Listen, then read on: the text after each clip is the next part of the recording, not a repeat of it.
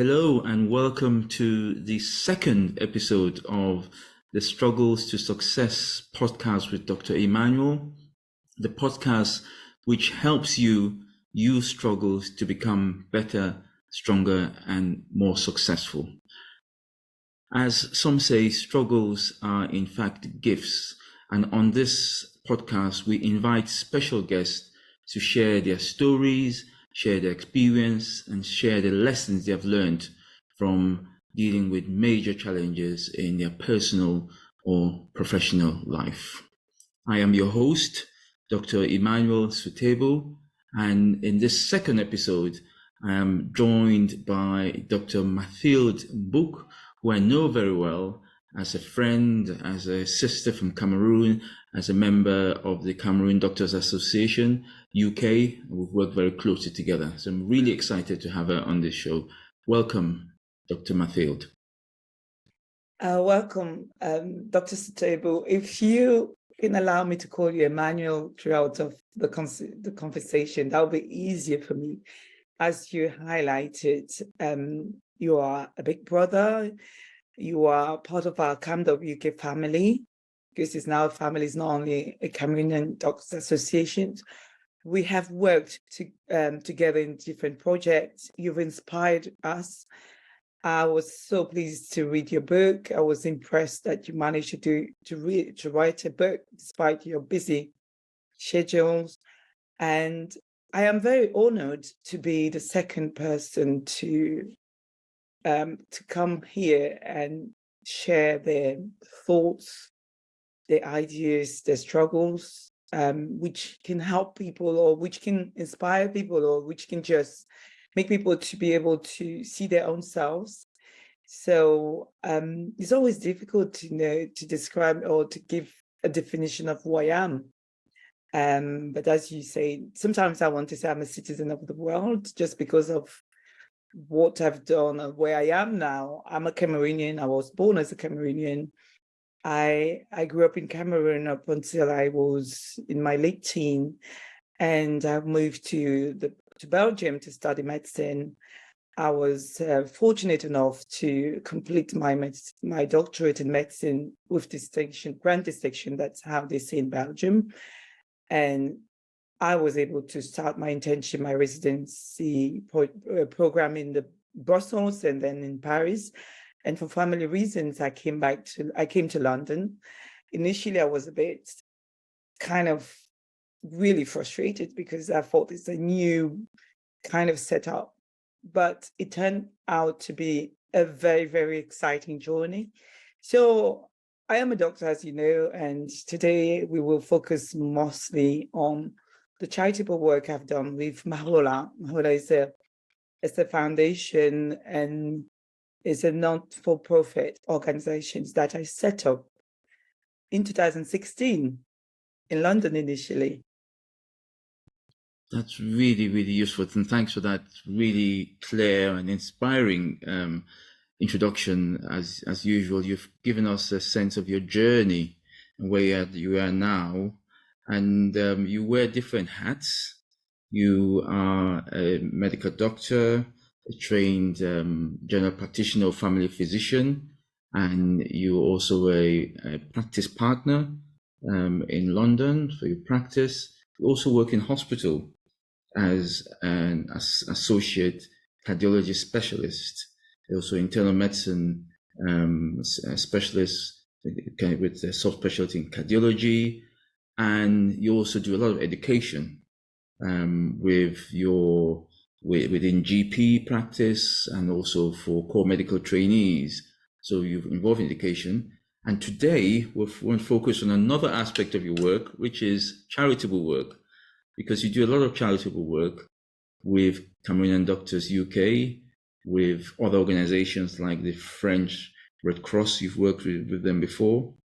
And then you founded your own charity, which you've mentioned, Mahola Health Foundation, which does really important work in Cameroon, reaching out to rural, remote populations, providing healthcare to people in very remote and rural parts of Cameroon who don't have access to healthcare. and also refurbishing health centers, I understand. So I wonder whether you could tell us and share any stories or challenges you've had either before setting up the charity or during setting up the charity. Wow. Thank you, Emma, because I think the closeness of our relationship, being a big brother, having followed my pathway for many years, it's so easy for you to kind of describe my work or what I'm doing or what I am in few sentences. I think a lot of people find it very challenging. Sometimes they don't even know what I'm doing. Sometimes they leave it blank and they ask me, can you tell us really what you do? So I'm very grateful that you have been able to explain what I've done or what I've tried to achieve so far. But before I come to why and the challenges I've had to set up Mahola, it is important for me to highlight really a major life-changing experience I've had at the beginning of my medical studies. So I was fortunate enough to be a very good student in my secondary year. So I had really good grades. So for me, it wasn't, at the time, I loved to play tennis. I sometimes thought, oh my God, maybe I can be a professional tennis player. But then I was very close to people who will heal or help people in the medical field. So I decided to embark on that journey of being a medical student and hopefully become a doctor. Initially, I got an offer to a French university where the majority of my brothers and sisters were studying in. They were in France. And a friend of my parents and my dad's, who happened to be one of the first cardiologists, amongst the first cardiologists in Cameroon, suggested that I apply to a university in Belgium.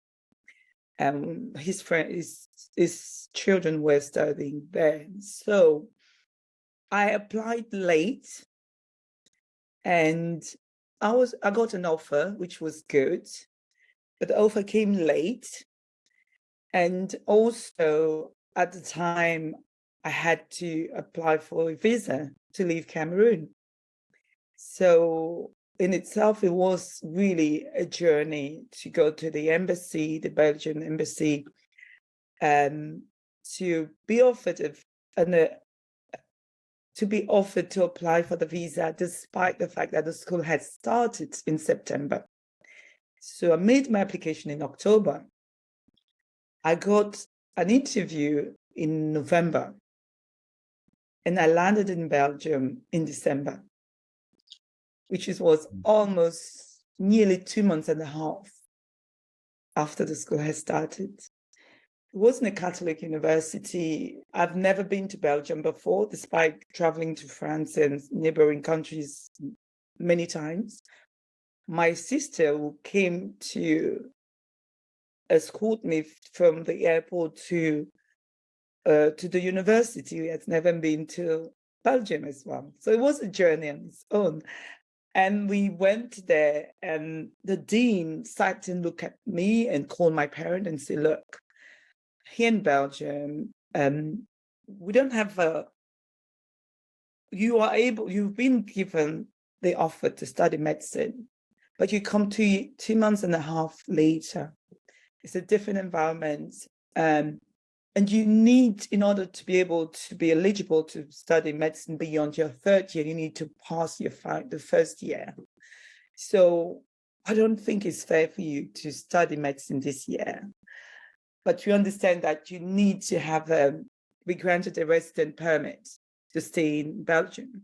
So we can allow you to stay in Belgium, but just travel and then come back in September next year to give you all the chances of succeeding after your third year.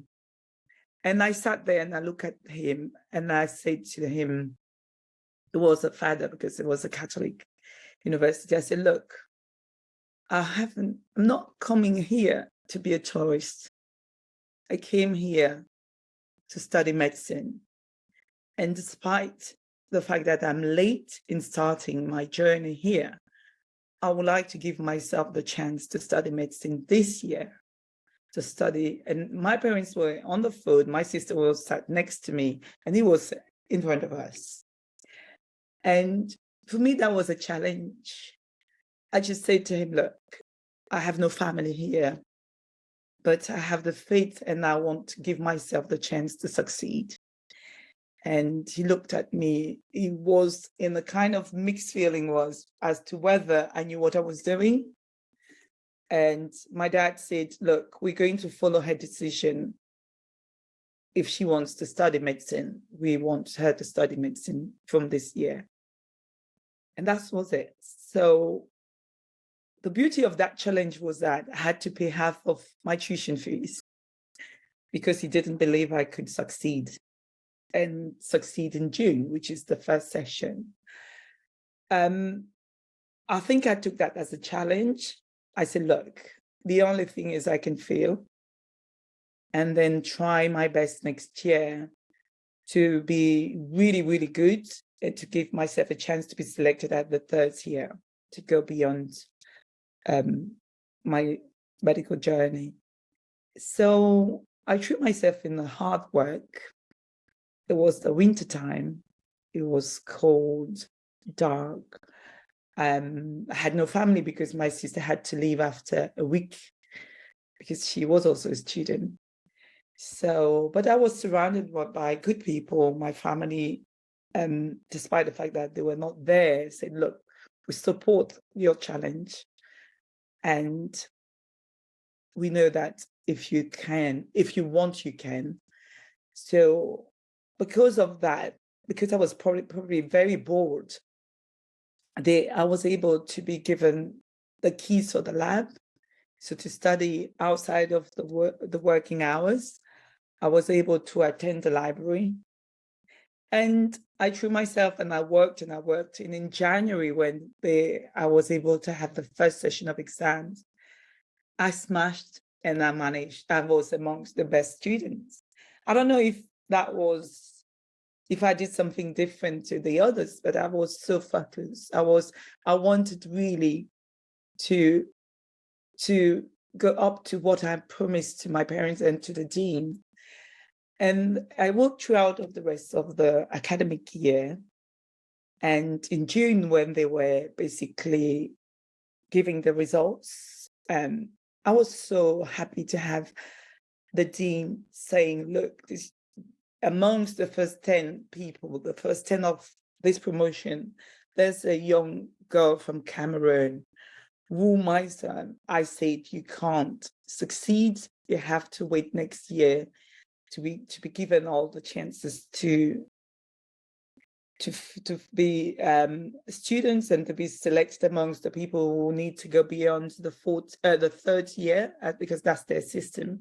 There is a selection at your third year, which is that they compile your the grades of the first, the second, and the third year. And I had distinction.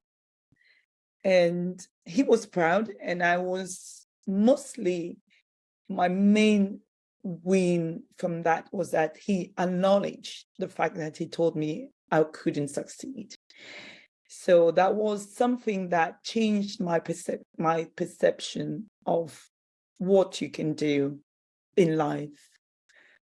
I think from that day, I felt that you have to have a vision, you have to throw yourself in the work, because I could have said, yes, I can succeed, but without the work that I've thrown myself into those 9 months, then I wouldn't have been able to succeed. So that was a life-changing experience in a very different, sometimes hostile environment. It probably shaped the rest of my medical career or studies, if I can say so. Thank you, Mathilde. That's such a profound story. So thank you for sharing that. And a lot of people see you now as a successful internal medicine cardiology specialist, as an internal GP, doing a lot of foundation and lots of charitable work, and don't don't know where you came from in terms of how it started your journey as a medical student. And I didn't know that, and now I do. And your story is fascinating in that there's so many different challenges going into medical school, going to medical school 3 months late, going to another country, Belgium, first time, nobody really family around you, and it seems as if you were set up not to succeed, and the dean of the school didn't believe you could make it, but you did, and it looks as if you learned the skill of turning challenges, struggles into success really early. And what I do also mention in my book, which is in the background, is this is a skill that people should learn early. And the earlier you learn it as a child in school, and they don't teach it in school, do they? But the earlier you learn it, the more likely you are to be successful later on in life. So really thanks for sharing that. You demonstrated that problems are in fact gifts.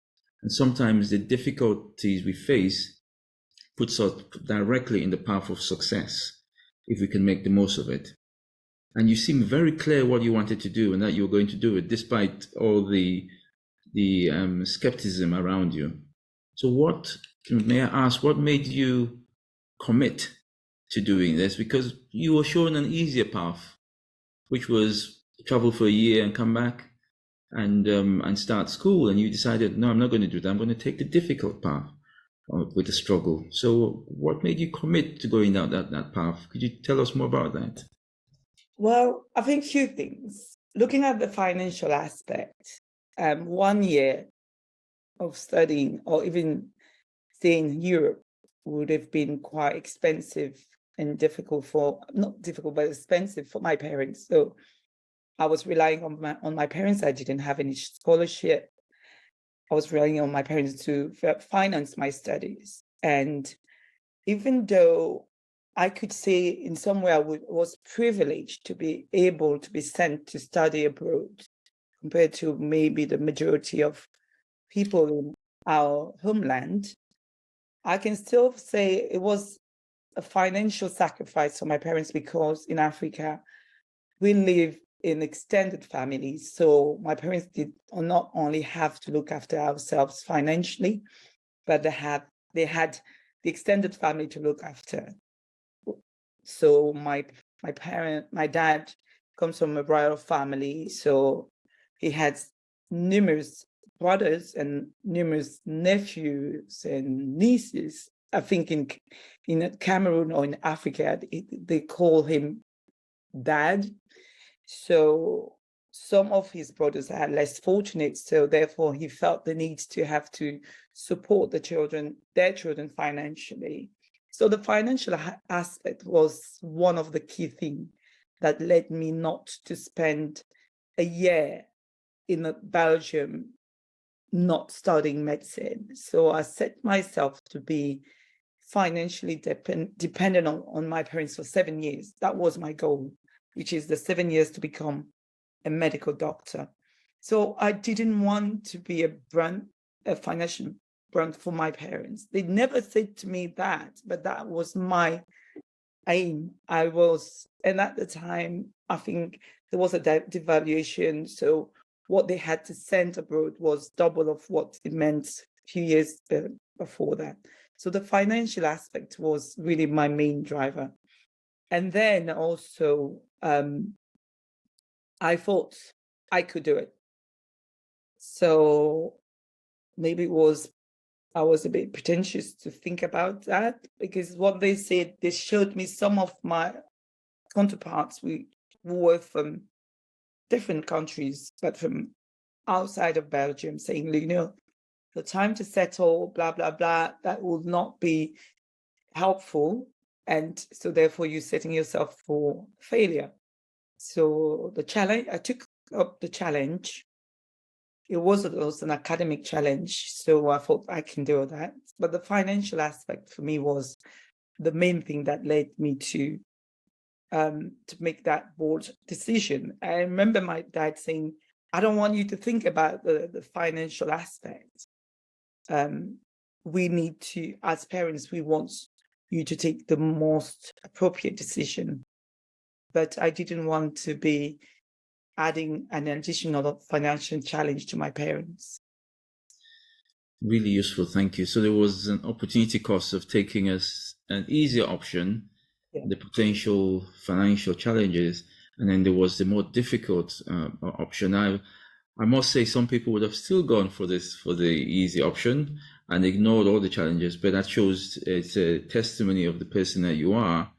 You felt that really important to give opportunity to your father to help other people that he was looking after, and for you to focus on your school and making sure that option, which was doing less than 12 months of your first year and succeeding was the option that you would take. So there is an opportunity cost in taking a simpler option, and there are benefits, as you've demonstrated, in dealing struggles. Some people just get through a struggle and then that's it.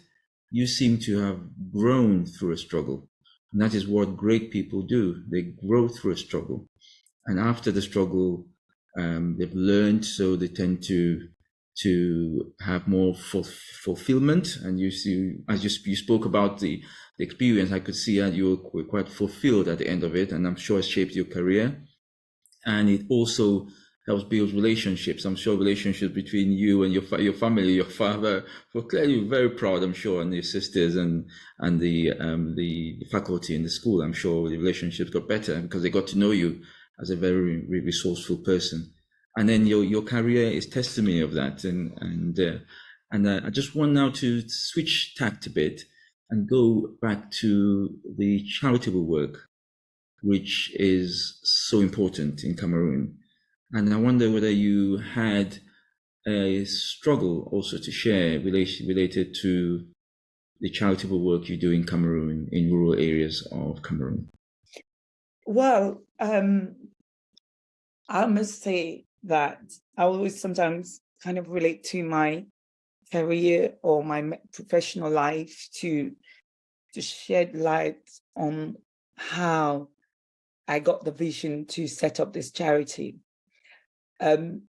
When I came in England, which was in London, I was already in my fourth year residential as a resident. And it was difficult because I had to come in a new system. And you know that in medicine, sometimes it's easier just to finish your training somewhere and then come back here and somewhere and go probably to new pastures ever if you want. So I landed in England. English wasn't my first language, even though I was able to speak English. As you know, in Cameroon is a bilingual country. I was able to speak English, but not as my first language. So medicine itself is a social kind of profession. So you have to talk to people with different accents. So there's the academic English, but then there's the day-to-day, the Jimmy or Johnny, the England person, English kind of thing. And you have to be able to talk to that person. You are a doctor, you have to talk. On top of having the medical knowledge, you have to be able to communicate with your patients, which was fine because I think it's another challenge I had to go through. But I was able to find people who were very supportive in my professional environment in terms of knowing that it was my first language. And that helped me to quickly pick up and feel really more fluent in English. So, but I was not very flexible because I came to England for family reason, and I had to stay in London. So, but the majority of jobs they were offering me were outside of London, just because that's how it is. But I was fortunate because I did my elective at St. Thomas's. So I managed to have one consultant who used to be my referrer. He wrote a very nice letter for me when I came in. And I decided to do my membership exams.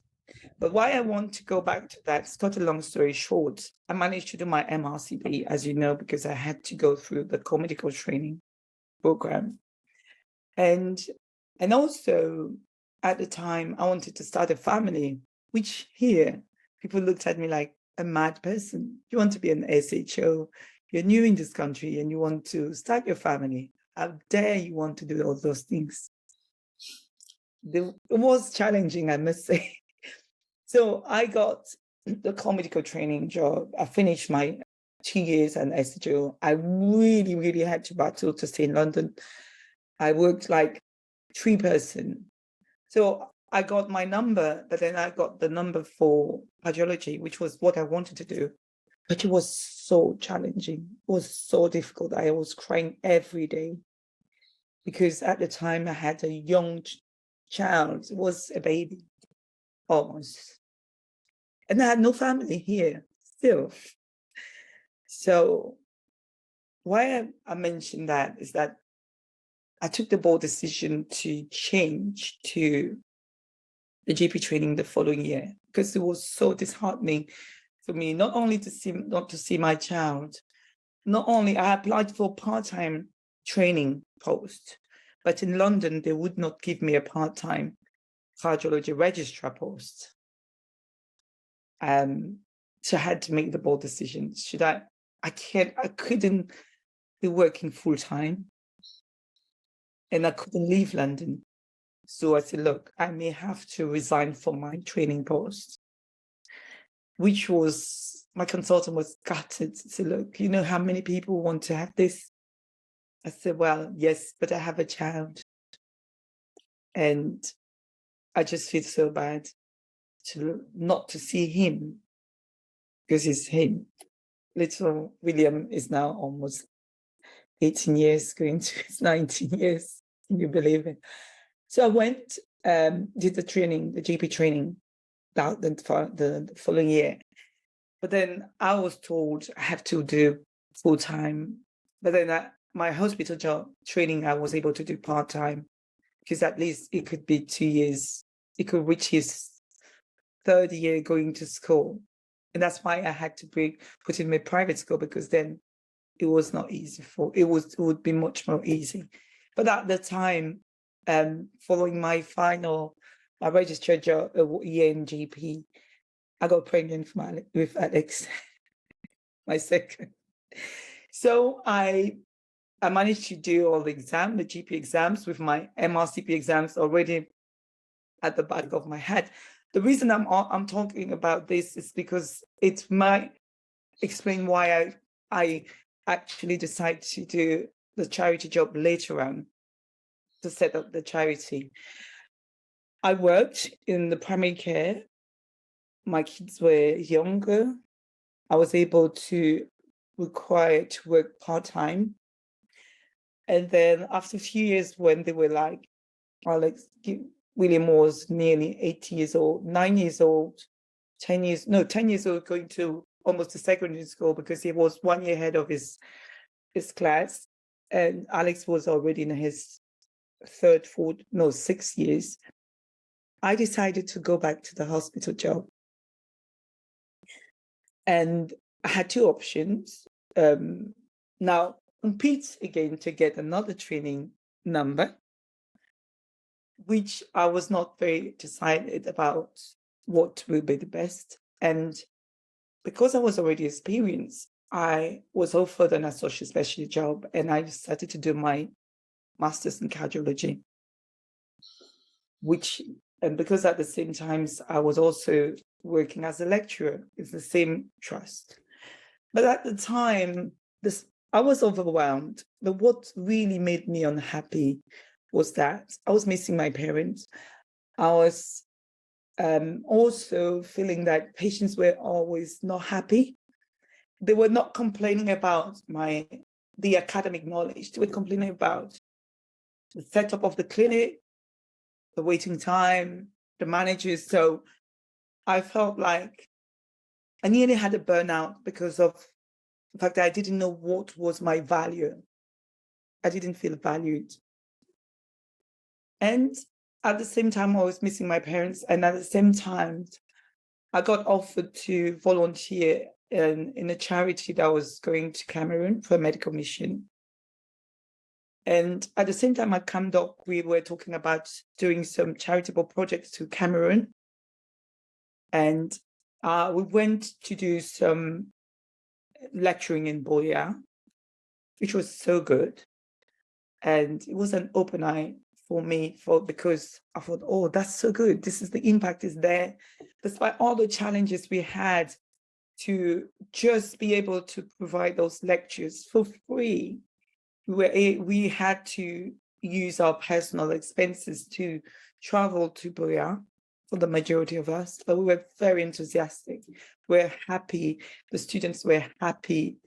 And we knew we were doing something good. So the following year, I went there for the charity job. I went as a volunteer. I thought, oh, that was nice. That was good. And Dad sat with me and said, you know what? Because my mom was diagnosed with an autoimmune disorder when just the year I graduated as a medical doctor. And she had to travel a lot for that complex condition. She was one of the first people to be started on methotrexate. That was 20 years ago. And Dad said to me, look, we were fortunate for your mom to have a visa to go to Europe to be treated for her condition. We were able to fund for that, but a lot of people are not able to do that here.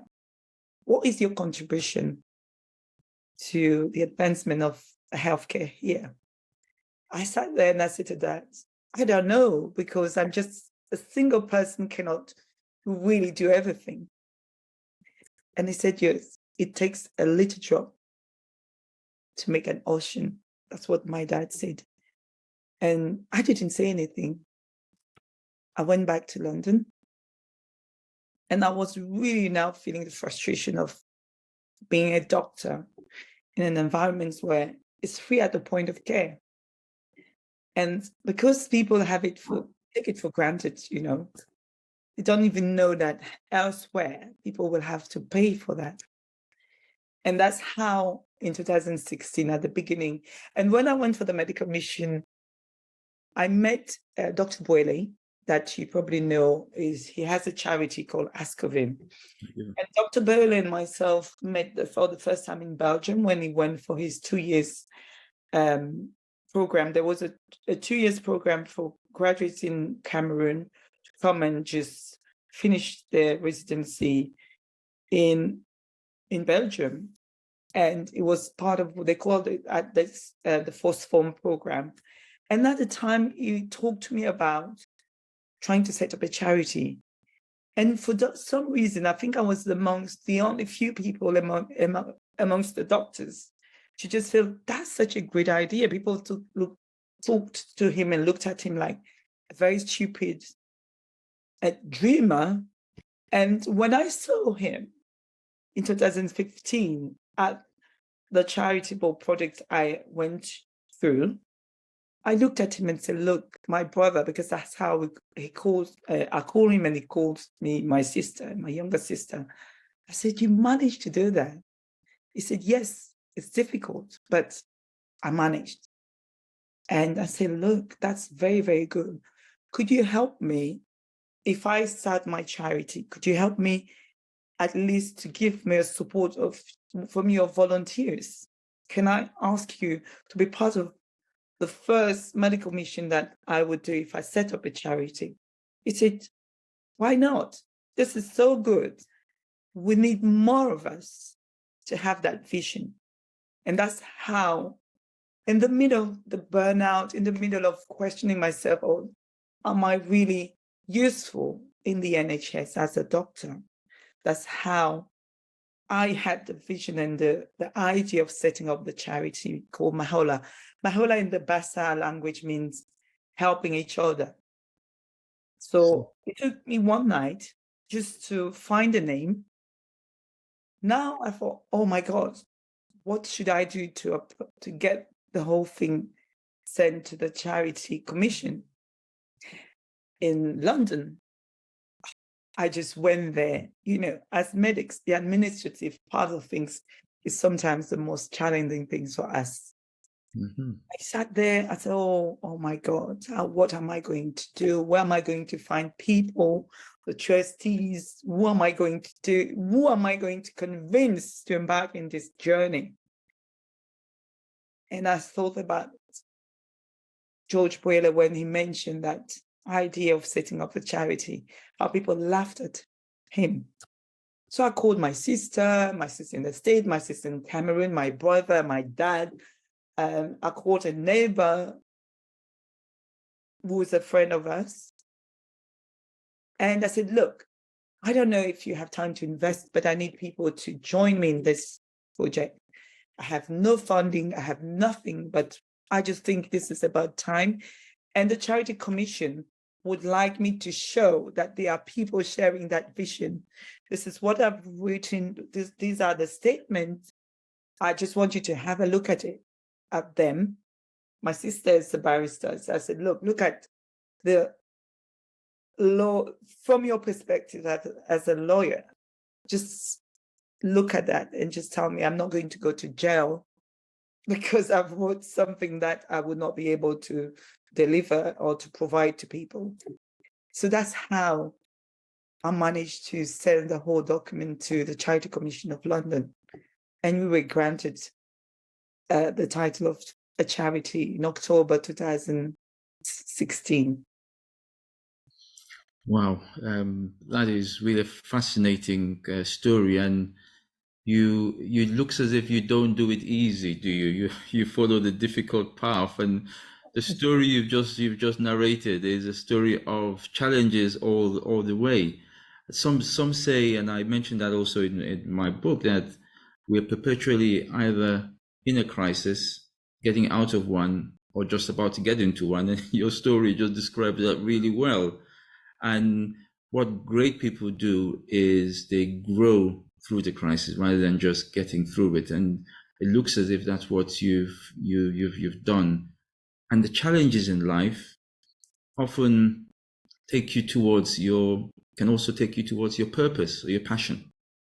And that's one of the beauty of developing that skill of turning struggles into success, because despite all the challenges you had with the cardiology training program and running and your family, setting up your family, and I'm sure there were many more challenges that you don't have the time to mention, you still decided to go off and do charitable work.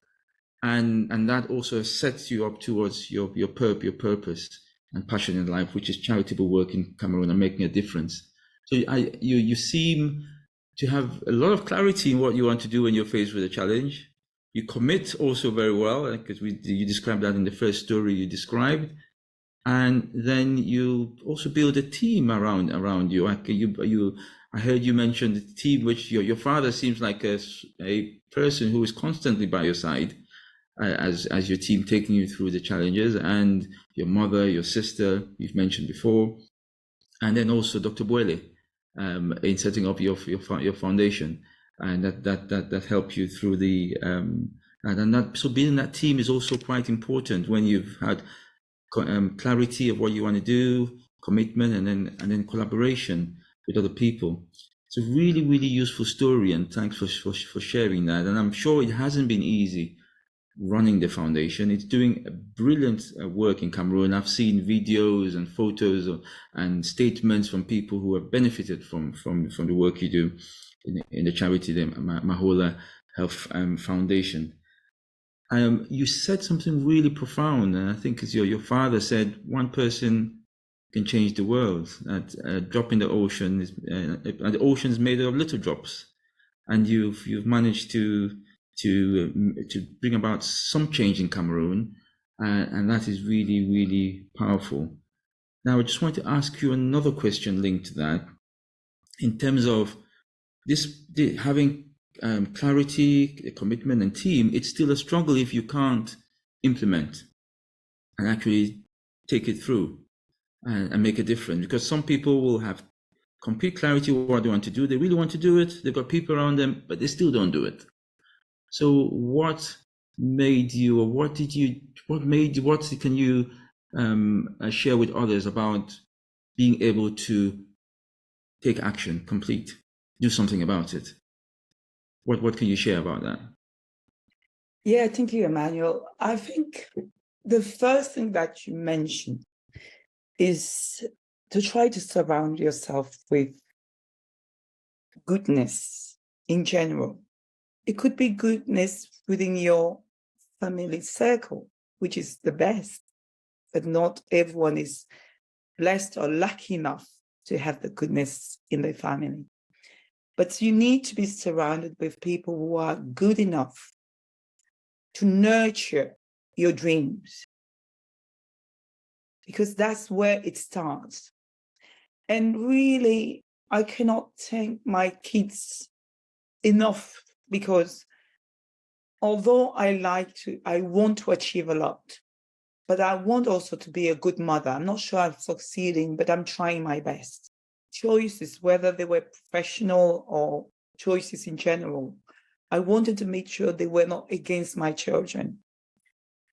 And what helped me to carry on doing this charitable work that was also implying to travel a lot was that my children, despite the fact that they were, I would say 12 for William and 9 for Alex, were very, very kind of like telling me, Mom, we love what you do.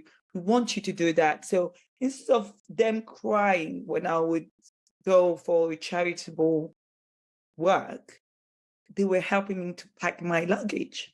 And only that had helped me to overcome my fears or overcome the challenges I would face when I wanted to set up the charity, or when I wanted to open an account for the charity in England, an account for the charity in Cameroon.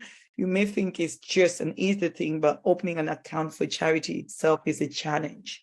So all that being served to do what you do, for me, is one of the key things. It's just helped you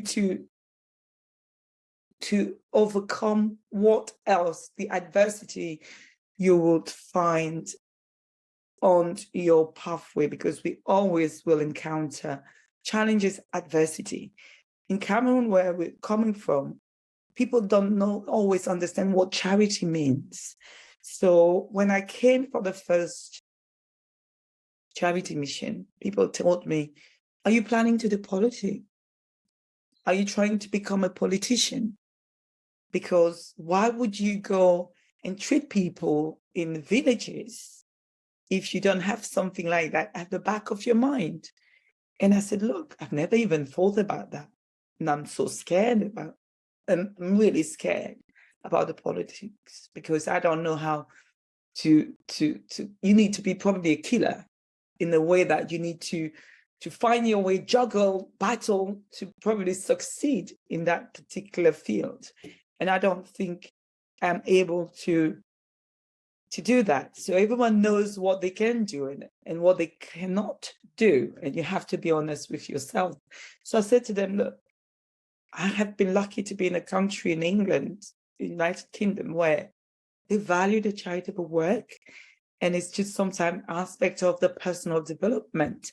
And I think our people need that, and especially in the remote areas. I've seen the needs, I've seen a young population, I've seen the potential to impact on these particular rural areas or semi-urban areas. So just the thought of impacting these people's lives is what is driving me to do that. So I had to face that, the way people would look at me, what are you doing? But again, I was fortunate for me to have my parents who inspired us to do good, or at least to try to do good. So the first mission, the funding wasn't there, because where would you get the funding when you don't have something to show?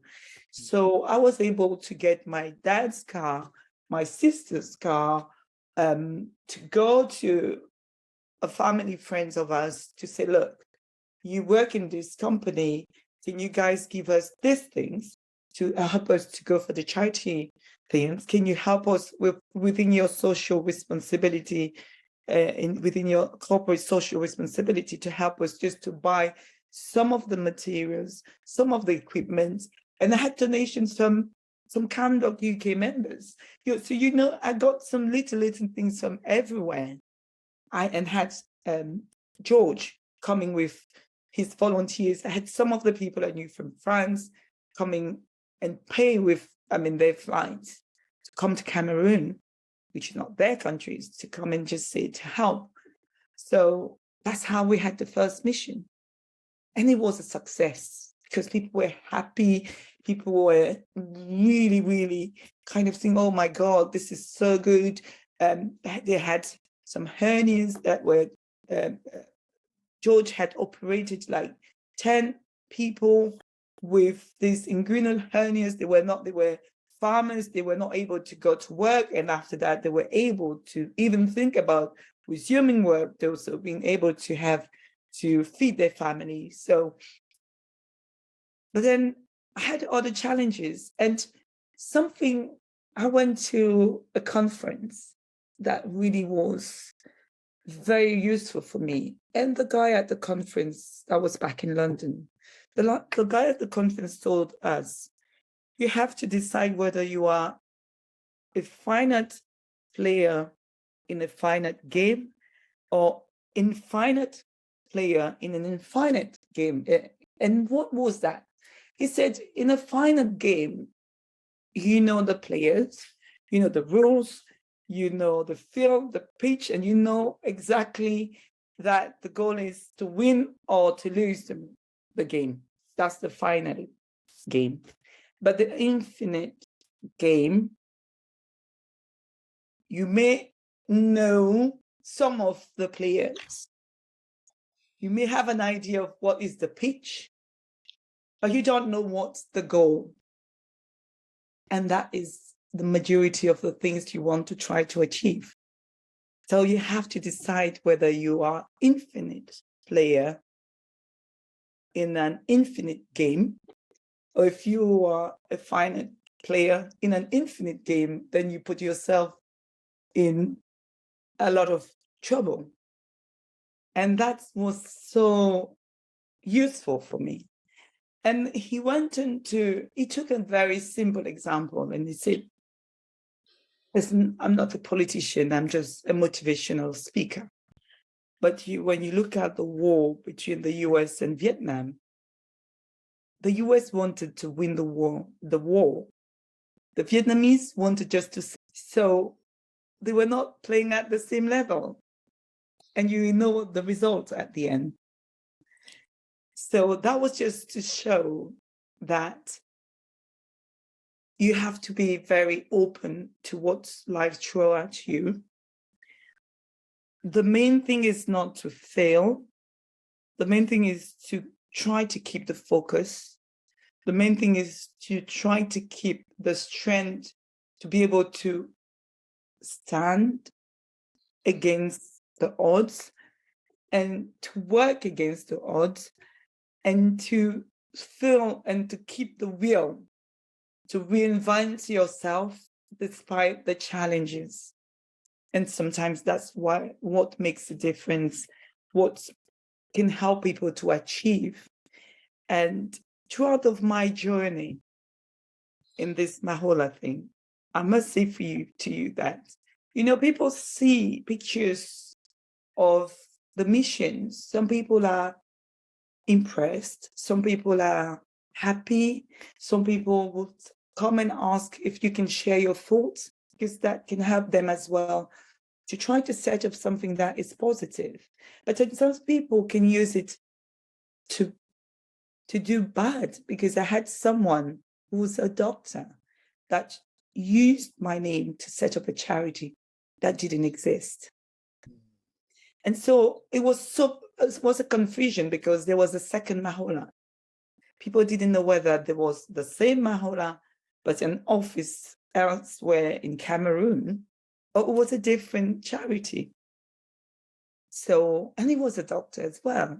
She's a doctor, she is a doctor as well. So I just felt, oh my God, this is something I did not plan to face. And what should I do? I had two options. The legal option, which was a legal action, and a kind of laid back attitude, which is, let's see what that will become. And I chose the second option, which is not to go for legal action, simply because I thought, my God, not only is costly, it's time consuming, it's bad image, because with all the social media, I don't know what this person can start throwing at our charity, writing stuff.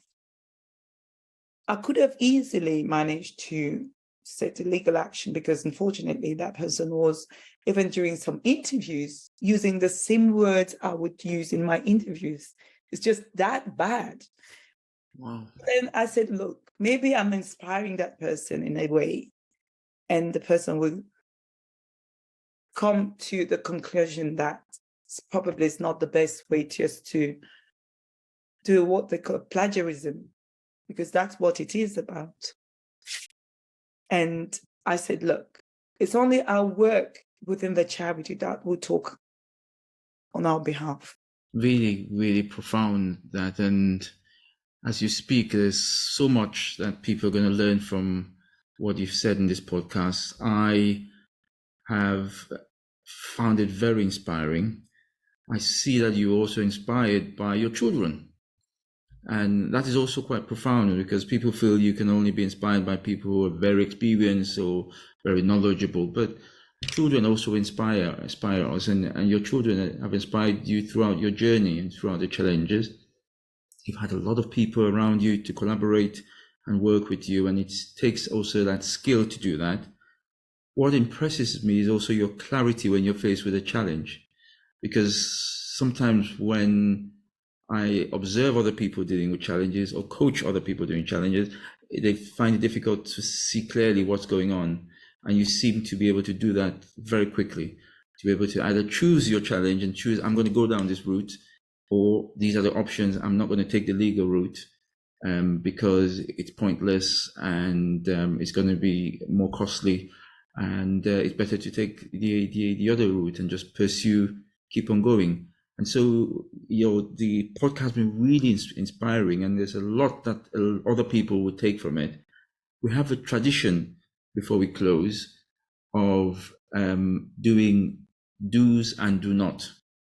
And I wonder whether in the last minutes of the podcast, you could share one thing that anybody should do if faced with a struggle, and one thing that they should not do. So one thing they should do, one thing they should not do, a do and a don't when faced with a major challenge. And you may have already stressed some of it in the stories you've told us today. Well, I remember when I went to a talk, there was an Apple was doing a conference about their product. And one of their senior guy attended, was leading that conference. And it comes to the do. They said, the life is with a different circle. The why, the how, the what. And for them to be the leaders in terms of computers, and, I'm not doing the advert here, but they are amongst the best. And they attract lots of youngsters in terms of their employees and stuff like that. And they said they will not say that they have the best computer, but they said why they set up the company. So the vision. And it's the vision that can bring people to your project. So when I go, because I rely heavily on volunteers to do what we do on the ground. And the volunteers, because we are still a small charity with a lot of ambition, will have to fund for the travel. I believe in the transfer of competence. I believe in sharing cultures. I believe in people from different cultures coming together for the same goal. And that's what makes the humanity stronger and stronger. So why do people come to Cameroon with Mahola and have to pay for their tickets, have to pay for part of their accommodation and have the food paid for by us? Why? It's because I try to share with them a vision of trying to better the lives of the other human beings that are probably less privileged. It doesn't mean we feel like we are better than others, but we just want to contribute to the advancement of medicine in our country, to impact people's lives, because now we're not only treating people, we're not only refurbishing the medicals, the local healthcare centers, but we also working into helping schools to better educate the children and giving some training to women for them to become financially sound. The don't, so the why is important in terms Focus of on the why. Focus on the why. Keep really focus on the remembering. why. Keep that in your mind. You will use the what, you will use the how, but the why is important. Don't is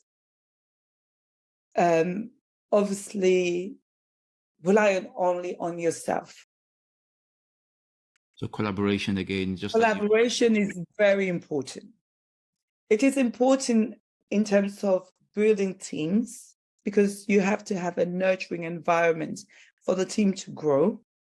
You will feel betrayed. I still have some people, even at the time, as we speak, I'm facing, I would say, a little crisis of one or two people who felt they didn't share my vision or the vision of the charity, and they wanted to try to make everything to be on hold because of that. So you still will have that, but you want to nurture an environment that help people to want to come and help others. And then the don't is to think like people are your competitors. So for example, George has a charity. I met another guy with Dr. Weladi with another charity. We're not competitors. We are in a good rivalry. What's the rivalry?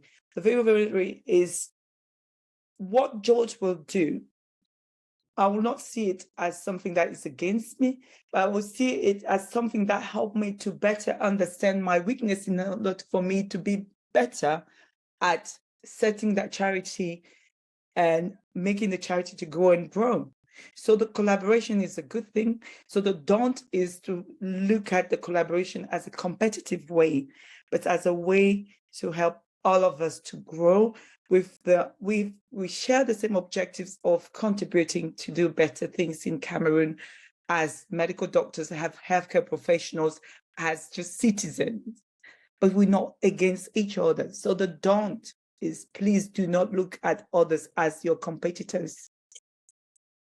Thank you so much. Really profound lessons there to close the podcast. And I'm sure there'll be people who will want to get in touch with you. How can they get in touch with you directly or help the Mahola Health Foundation? What are the contact details? And I'll put it also in the description of the podcast. So people can contact me through my LinkedIn. People can contact me through my Instagram. I'm not much on Facebook. People can contact the charity through our LinkedIn. Mahola Health Foundation has a LinkedIn account. We have Mahola Health Instagram. Some people can contact me directly. I do share my WhatsApp number, but then to trusted people. And I believe that it's important to share. It's important to give in order to receive. I have been inspired by a lot of people. I have received a lot of advice, even amongst our Kamdok family. It's such a nurturing environment. We have seniors, youngsters, middle, and I think this is how we can thrive. So I don't mind sharing my what I can say, my advice or my story with people. Sometimes I used to be a very shy person, but I sometimes think sometimes you still need to be a storyteller, because that might help someone else to achieve on what they are best at. Excellent. So thank you so much for coming to share your stories and lessons about turning struggles into success. It's been really a pleasure having a conversation with you, and I'll ask all our listeners to like the From Struggles to Success podcast with Dr. Emmanuel, follow the podcast, and also share. We want people to learn this useful skill, this essential life skill of turning struggles into success, which Dr. Mathilde has described in the multiple stories she has outlined today. Please do also visit our website, www.strugglestosuccess.com, and you can also get in touch with me if you want to be on this podcast, or also need any support in struggles and challenges that you're facing. Follow me also on LinkedIn, Dr. Emmanuel Sutebo on LinkedIn, and also on Facebook, Instagram, and Twitter. And we look forward to future episodes. Once more, thanks again, Dr. Mathilde Mbouck. It's been a pleasure having you on this podcast. Thank you. Thank you, Emmanuel. Thank you so much. What you're doing is really marvelous. The day I read your book, the day you talked to me about asking me if I can come here and share my battles, my challenges, my mistakes, because we do mistakes, and we're hoping that they just help us to grow. So thank you very much. You've been an inspiration for a lot of us.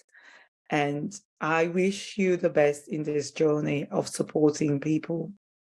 And I know you're really a very great physician, and I'm sure you are also a great coach. And thank you so much for what you do. Thank you. Thank you, all listeners, and see you at the next episode of the podcast. Bye-bye.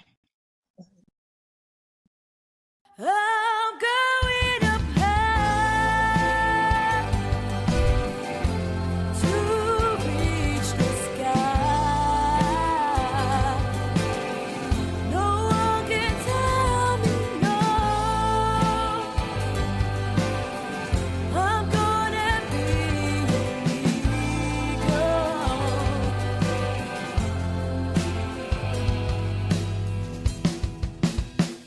I'm gonna show you